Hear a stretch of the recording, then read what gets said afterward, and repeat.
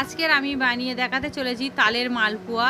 তো আপনারা তাল দিয়ে অনেক রকম রেসিপি খেয়েছেন, মালপোয়া একবার এইভাবে বানিয়ে খেয়ে দেখতেই পারেন, খুব সুন্দর লাগে। আর এই সামনে জন্মাষ্টমীতে যদি তালের এই রকম মালপোয়া বানিয়ে গোপালের ভোগেতে দেন বা সবাই মিলে আনন্দ করে খান, তার মজাটাই আলাদা হবে। তো এই মালপোয়া কিভাবে বানাচ্ছি সেটা দেখে নিন। প্রথমে একটা বাটি নিয়েছি বড় মতো, আর ওর মধ্যে আমি ময়দা নিয়ে নেব। এখানে ময়দা আমি নিচ্ছি 1 কাপ, মেজারমেন্ট কাপ। এই কাপটার মাপ হলো 120 ml এর কাপ।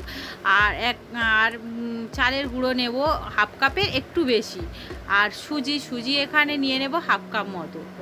তারপরে ওর মধ্যে দিয়ে দেব হাফ কাপের কাছাকাছি, মানে ওর মধ্যে দিয়ে দেব এরপরে লবণ স্বাদ মতো। আর এলাচ গুঁড়ো দেব আমি 5-6টা এলাচ, ছোটো এলাচ গুঁড়ো করে নিয়েছি। আর চিনি দিয়ে দেব 2 চামচ, হ্যাঁ টিস্পুন। তো এবার ওই টিস্পুন মেপে আবার 2 টিস্পুন দেব, মানে 2 চামচ দেব গুঁড়ো দুধ। এরপর একটুখানি ঘেটে নেব এইভাবে চামচের সাহায্যে ভালো করে। শুকনো উপকরণগুলো একসাথে খুব সুন্দর করে একটু ঘেটে ভালো করে মিশিয়ে নেব। মিশিয়ে নেওয়া হয়ে গেলে ওর মধ্যে মিশিয়ে নেওয়া হয়ে গেছে, এবার ওর মধ্যে দিয়ে দেব তালের পাল্প। তালের পাল্প আমি এখানে 3 হাতা মতো দিয়ে দিচ্ছি। আর আমি পাল্পটা কিন্তু জাল করে ঠান্ডা করে নিয়েছি। তো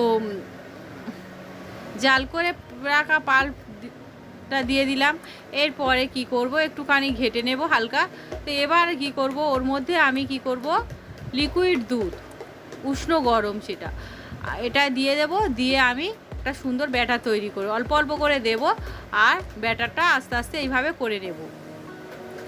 তো ব্যাটারের ঘনত্বটা দেখে আপনারা বুঝতেই পারছেন কেমন ঘনত্বের। তো এইভাবে আমি মোটামুটি অল্প অল্প করে দুধ দিয়ে ব্যাটার করে নিয়েছি, এরকম ঘনত্বের থাকবে। এবার এটা আমি রেস্টে রেখে দেব। ব্যাটার আমার রেডি হয়ে গেছে, এটা রেস্টে রেখে দেব মোটামুটি 15-20 মিনিট তো রেখে দিতেই হবে, কারণ সুজিটা ফুলে ওঠার জন্য। তো এবার এই সময় আমি চিনি শিরাটা রেডি করে নেব। তো চিনি শিরার জন্য একটা সসপ্যান বসিয়ে দিয়েছি গ্যাসের উপরে। ওর মধ্যে আমি 1 কাপ মেজারমেন্ট কাপ মেপে আমি নিয়ে নিচ্ছি চিনি। আর ওই যতটাই চিনি ততটা প্রায় জল দিচ্ছি। আর 2টো এলাচ, ছোটো এলাচ ফাটিয়ে দিয়ে দিচ্ছি। তো এলাচ দেওয়ার সময়ের ভিডিওটা আমার স্ক্রিপ্ট হয়ে গিয়েছে, তো দেখেই বুঝতে পারছি এলাচ আমি দিয়েছি। তো এরপরে আমি এটা একটা শিরা বানাবো, চিটচিটে মতো শিরাটা তারপর হবে না, একটা চিটচিটে মতো শিরা হলেই হবে। তো মোটামুটি আস্তে আস্তে ফুটে উঠেছে। এবার ফুটে ওঠার পরেও মিনিট 2 জাল করলেই কিন্তু এটা চিটচিটে ভাব এসে যাবে। তো তারপরে শিরা আমার রেডি হয়ে গিয়েছে। এবার এটা আমি সাইডে নামিয়ে ঢাকা দিয়ে রেখে দেব। এবার আমি ব্যাটারটা একটু ফেটে নেব, দেখেই বুঝতেই পারছেন ব্যাটারটা আরও একটু ঘনত্বের হয়েছে। আর মোটামুটি এই রকম ব্যাটারের ঘনত্বটা আমার থাকবে, কিন্তু এই রকমের হলে মালপোয়াটা খুব সুন্দর হবে।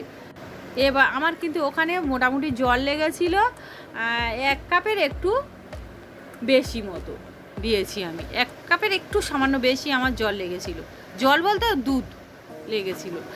তো এবার তেল গরম হয়ে গিয়েছে, একটা একটা করে আমি ওর মধ্যে মালপোয়া 1 হাতা করে ব্যাটার ছেড়ে দেব। দিয়ে উল্টে পাল্টে মালপোয়া আমি ভেজে নেব। দেখুন আস্তে আস্তে এই রকম উপরে তেল ছিটিয়ে দিতে থাকবো, তাহলে মালপোয়াগুলো কিন্তু বলের মতো ফুলে উঠবে। আর দেখেই বুঝতেই পাচ্ছেন কত সুন্দরভাবে আস্তে আস্তে মালপোয়াটা ফুলে উঠেছে। এবার উল্টে পাল্টে এটা সুন্দর কালার করে ভেজে নিয়েছি। তো ভাজা হয়ে গেছে। এবার কি করব, এটা আমি চিনির শিরার মধ্যে দিয়ে দেব। চিনির শিরার মধ্যে দিয়ে আমি কিন্তু উল্টে পাল্টে মোটামুটি 30-40 সেকেন্ড বা 1 মিনিট মতো হাইস্ট রাখবো, বেশি রাখবো না। তো এইভাবে আবারও দিয়ে দেব, আবারও উল্টে পাল্টে সুন্দর করে ভেজে নেব। ভাজা হয়ে গেলে চিনি শিরার মধ্যে দিয়ে আবারও মিনিট খানেক মতো রেখে আমি মালপোয়াগুলো রেডি করে নিচ্ছি। তো এইভাবে সমস্ত মালপোয়াগুলো আমি রেডি করে নিয়ে নেব। তারপরে আমি ভিডিও দেখাচ্ছি। তো সব মালপোয়া আমার রেডি হয়ে গিয়েছে। দেখুন প্লেটে পরিবেশনের জন্য সার্ভ করে দিচ্ছি। তো দেখতে কতটা সুন্দর হয়েছে দেখুন।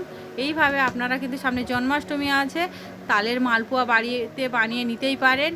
আর এই রকম যদি তালের মালপোয়া আপনারা বাড়িতে বানিয়ে যার সামনে নিয়ে যাবেন, প্রত্যেকেই কিন্তু খুব খুশি হয়ে যাবে। এই রকম মালপোয়া এত সুন্দর, এত নরম, খেতে টেস্টও এত সুন্দর, তো এইভাবে যদি একবার তালের মালপোয়া, আপনারা তালের তো অনেক রকম রেসিপি, একবার মালপোয়া এইভাবে বানিয়ে খেয়ে দেখতে পারেন, খুব সুন্দর লাগে। আর যে খাবে সে কিন্তু আপনার প্রশংসা করবে। তো এই রেসিপিটা যদি ভালো লাগে তাহলে আমার চ্যানেলকে লাইক, কমেন্ট, শেয়ার ও সাবস্ক্রাইব করে পাশে থাকা বেল আইকন প্রেস করে দেবেন, যাতে আমি পরবর্তী ভিডিও দেওয়ার সঙ্গে সঙ্গে আপনারা প্রথমেই দেখতে পান। সবাই ভালো থাকবেন, সুস্থ থাকবেন। ধন্যবাদ সবাইকে। দেখা হবে পরের রেসিপিতে।